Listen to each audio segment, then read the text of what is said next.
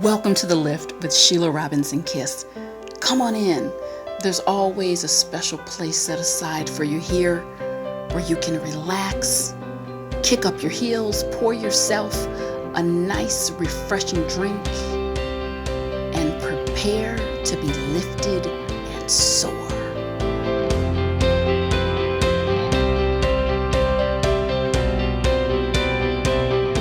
Thanks so much, everyone, and welcome back.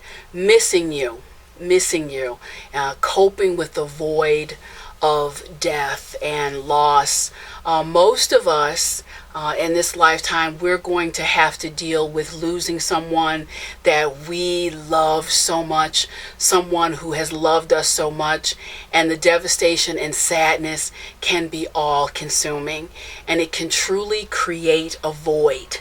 And I'm not going to run from that void today. We're going to go right into that void together. And for those of you who are dealing with this now, don't run away.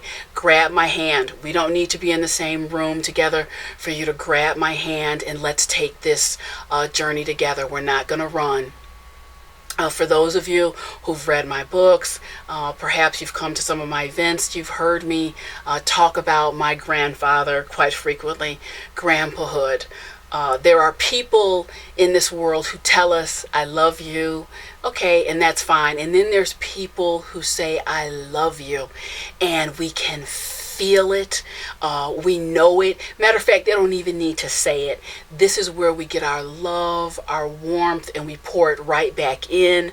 That was my grandfather for me, and my grandmother as well, but he passed on before she did.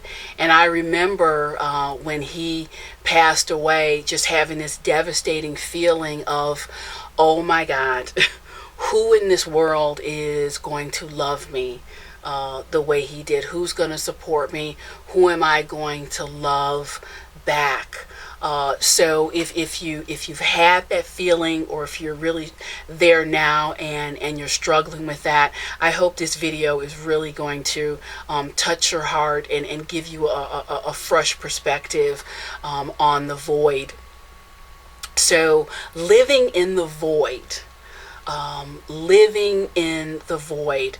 In terms of grief, I think the grief process is so important, and all of us are going to grieve differently. It's very individual. I don't judge anyone's grief because it can look a lot of different ways.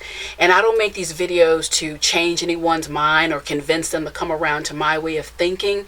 But where death and loss is concerned, I made a video a few days ago about the difference between believing and knowing. For me, my truth is I know that when our loved ones pass on, it's not their essence that remains with us, because essence is kind of like the essence of a flower or a lily or something like that. No, I believe that they live. I believe their lives still remain. The issue is we are cut off from access to that physicality, physically touching them, talking to them, sitting with them. And I'm not going to gloss over that like it's not a problem. It's a problem when you've had that for 14 years, 40 years, 50 years, and it's no longer there.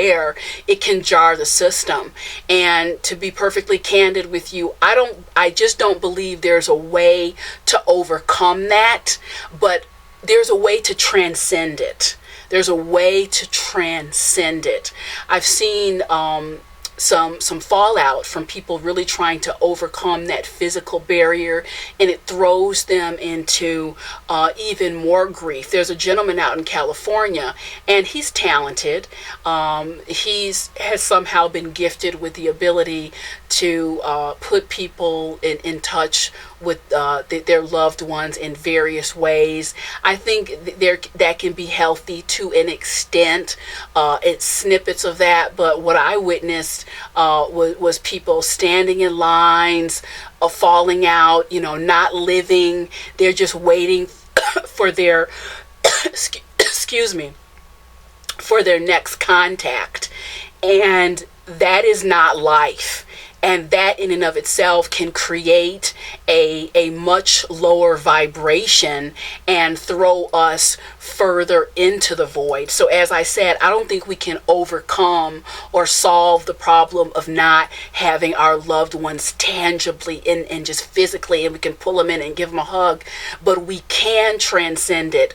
Let me share a story and give you an example of how I believe that heavy grief can get in the way of that transcendent energy and creating a stronger cord between us and our loved ones on the other side. So I have a 4-year-old daughter. Maybe you've seen her on some of my videos, Sophie. And sometimes she'll get upset and worked up about something, and I'm standing next to her. I'm trying to console her, rub her, give her a hug. She's unconsolable. The only thing I can do is stand back. I have to stand back, maybe rub her back a little, and let it run its course.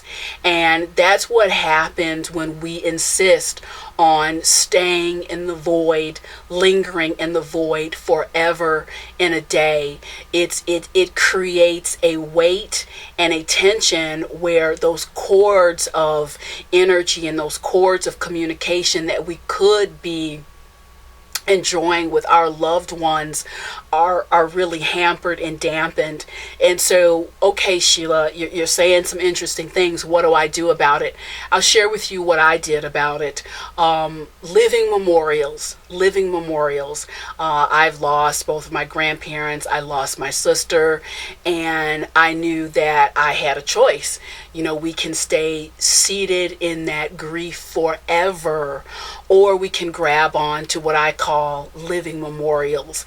And that is a simple decision and declaration that, you know what, I know that you are no longer physically available to me, but there is a piece of my life that I dedicate to you. And there's a piece of your life on the other side that I hope you dedicate to me. And let's walk in tandem, lockstep, hand in hand, as I prepare for my transition and to cross that finish line. Living memorials simply means you decide to step out of that void and to transcend that void in honor of your loved one. And when you do that, just making that simple decision of transcendence, when you do that, there is an energetic vibration that will rise up. And I've seen miracles, joyous, beautiful things happen again and again. I frequently ride the train in to New York, and it's happened so many times. I will hear that drop of a penny, and I'll start to look on the floor like, what is this? You know what? I know that's my grandfather. That was our thing. We like to ride the train and count our coins together. That's his high five to me, saying, you go girl, keep stepping. I give him the high five right back. When I go to sleep, from time to time, and I dream about those yellow flowers, those yellow butterflies, that's my sister giving me the high five. That was our thing, the yellow flowers and yellow butterflies. See, I don't believe, I know that is what is going on. That is a part of the living memorial. And some of you are saying, you know what, Sheila, it sounds nice. It still doesn't solve my problem. I want them here. I know you want them here. I want them here too. But isn't it beautiful? Isn't it beautiful that God gives us an alternative option that we can still embrace? We can still embrace each other's lives in a very real, tangible way. You miss them, you want to talk. We don't have cell phone communication with the other side. But let me tell you something. If we did, do you think you would get anything done? You'd be on the phone over there the whole time. We have lives to finish over here. They have lives that they're living there. So if you want to talk to them, talk. Light a white candle, have a conversation. I do it frequently. When I'm just bubbling over or just need to share something, I talk. They're going to get it. They're going to get it. They're going to hear it. And it is your knowing. It is your knowing and your belief, strong belief that those cords are so strongly fused. You are still walking and enjoying life together. It's just in a transcendent It's in a transcendent manner. And when you do that, versus staying sad, staying despondent, choosing to just stay and live in the void, you raise your vibration. And as you raise your vibration, I want you to think about a question we all have to ask ourselves and answer. How do you want to live it? And how do you want to finish it? I've been around long enough to know there are no guarantees in life. There really are. I've been around. I've seen a lot. There are absolutely no guarantees. And if your loved one departs home, to our home place, because that's where it is, goes home before you do, you have to finish this. And you have to decide how you want to finish your life. As for me, when I cross the finish line,